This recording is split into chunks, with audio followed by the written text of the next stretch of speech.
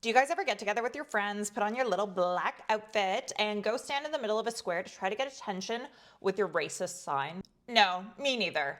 But these guys did. See, over the weekend, these unoriginal losers decided to get all dressed up in their little hoodies and, of course, their masks to hide their faces. Because God forbid you actually bravely stand behind your hate, right? And they went to Jackson Square in Hamilton, Ontario, Canada, where they stood there with a banner that read, "Mass deportations now." There was a lot of immediate speculation about who was actually behind the demonstration, and a ton of people accusing them of being feds because that always happens. But no one immediately took credit for it. However, the image circulated in far-right Telegram channels, ones with thousands of subscribers, where they were applauded. I reached out to Peter Smith, an investigative journalist with the Canadian Anti-Hate Network, and he told me he had an idea of, if not who is behind it, at least their potential motivation. Quote, "It's not definitive, but they appear to be emulating an Australian group called the National Socialist Network," Smith told me. See, 3 members of that group, including neo-Nazi leader Thomas Sewell, were recently arrested. If you've been following me for a while, you might recognize